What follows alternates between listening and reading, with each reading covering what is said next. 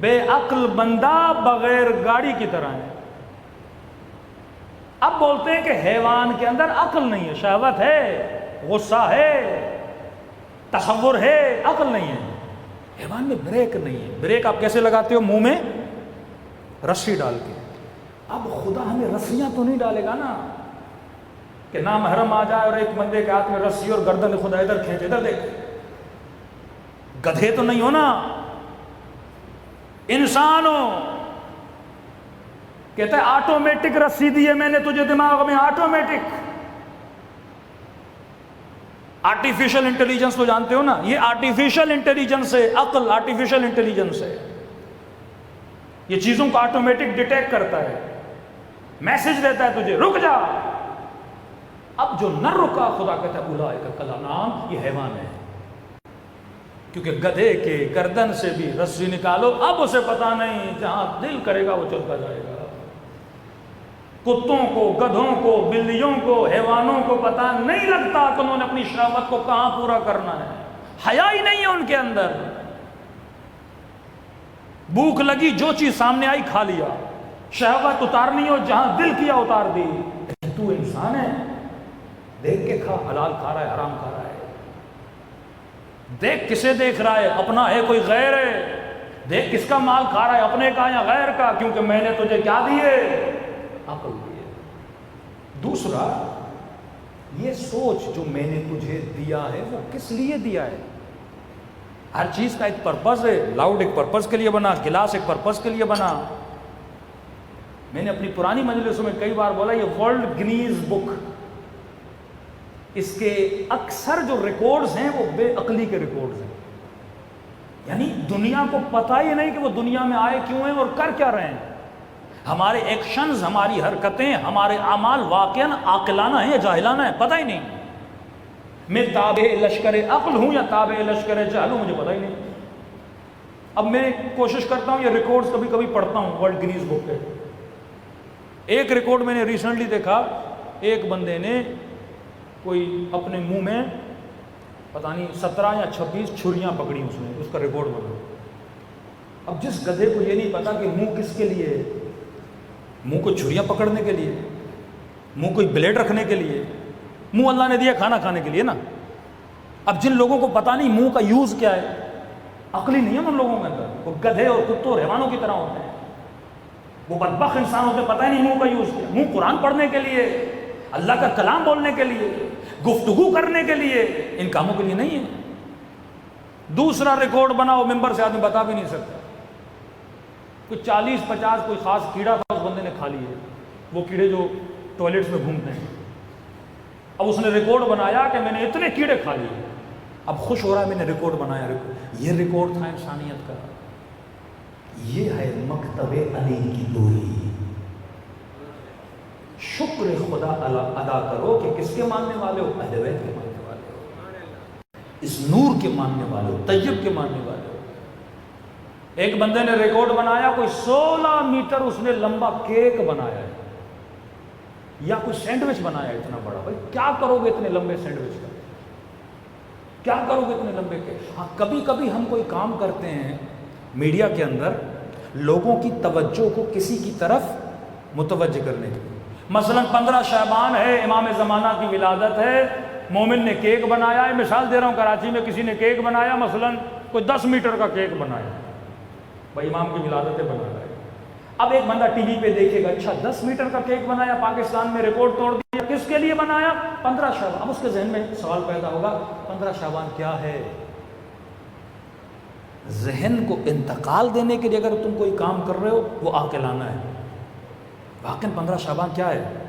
پھر وہ جستجو کرے گا، اچھا امام کون ہے؟ امام زمانہ حضرت مہدی. کون ہے حضرت مہدی؟ آئے گا. کئی لوگ شیعوں پہ اعتراض کرتے ہیں کہ آپ کی حرکتیں عاقلانہ نہیں ہیں. ان حرکتوں کا اکثر پہلو یہ ہوتا ہے کہ جب تو سوچتا ہے تجھے تعجب ہوتا ہے، پھر تمہارا ذہن حسین کی طرف جاتا ہے، متوجہ ہوتا ہے. ایک بند ماتم کر رہا ہے، مار رہا ہے خود کو. بھائی کیوں مار رہا ہے؟ پریشان ہو جاتے ہیں، کیا ہوا ہے ان کو، مار کیوں رہے ہیں؟ پھر کہتے ہیں حسین حسین بول رہے ہیں. کون حسین؟ کیا ہوا تھا حسین کے ساتھ؟ یہ ہمیں پاگل بول رہے تھے اور ہم ان کے بچوں کو حسین حسین سنا کے حسین ہی بناتے گئے. یہی کڑیاں تھی. میں بعض مجلسوں میں کہتا ہوں آگ کا ماتم کرتے تھے مومنین، یا جیسے زنجیر کا ماتم. پھر بعض مراجع نے فتویٰ دیا کہ بھائی اب اس کو بند کر دو، کیونکہ بعض اوقات بعض چیزیں اس زمانے میں لوگوں کو امام حسین کی طرف متوجہ کر رہی تھی. ہم کرتے تھے، یاد ہے ہم چھوٹے تھے، ہمارے گاؤں میں آگ کا ماتم ہوتا تھا، پورا گاؤں جمع ہوتا تھا. اب اس عمل کو دیکھا جائے، ایک عمل غیر عاقلانہ عمل ہے کہ انگارے جلائے ہوئے ہیں، لوگ دوڑ رہے ہیں، کوئی نماز پڑھ رہا ہے. بھائی مسجد میں جا کے نماز پڑھو، آگ پہ کیوں پڑھ رہے ہو؟ سمجھ نہیں آتی کیسا عمل ہے. لیکن اس عمل کے ذریعے ہم لوگوں کے ذہن کو امام حسین کی طرف لے جا رہے ہیں. اب اس کو عاقلانہ اینگل دیا ہم نے. لوگ ان چیزوں کو، پہلے بزرگ اگر یہ کام کرواتے تھے سوچتے تھے، پلاننگ بناتے تھے. ایسے بولیں گے امام حسین کی مجلس سے کون آتا؟ پہلے سے مفتی نے بول دیا حرام ہے، نہیں جانا، شیعہ جو بھی بولے نہیں کرنا. لیکن ہم نے ایک ایسا اینگل اپنایا، آگ پر نماز پڑھی جائے گی. اب پورا گاؤں پریشان ہو جاتا تھا، بھئی آگ میں جائیں گے یہ لوگ، یہ کیسی مخلوق آ گئی. نہیں، سارا گاؤں جمع ہو جاتا تھا. جمع ہو کے دیکھ رہے ہیں لوگ آگ پہ دوڑ رہے ہیں. پھر پوچھتے تھے آگ کیوں جلائیے؟ پھر ہم بولتے تھے کربلا میں حسین کے خیموں کو جلایا گیا.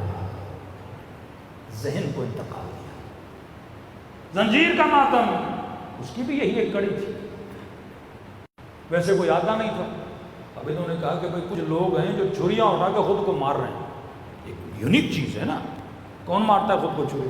کون اپنا خون نکالتا ہے؟ اور اکثر عاشورہ کے جلوس میں انٹیریئر سے آپ جائیں گے، ویسے مجلس میں جاؤ گے 2000-2500 لوگ. شام غریباں کی جو مجلس ہوتی ہے جس میں زنجیر زنی ہوتی ہے، کم از کم 50,000-40,000 لوگ آتے ہیں. پورا شہر سمجھتا ہے پتہ نہیں گویا سارے شیعہ کھڑے ہیں. شیعہ ہوتے نہیں ہیں، شیعہ کم ہوتے ہیں، تماشائی زیادہ ہوتے ہیں. یہ ایک میڈیا اور مارکیٹنگ کی ٹیکنیک تھی کہ ہم لوگوں کو اہل بیت علیہ الصلوۃ والسلام کے قریب لے آئے.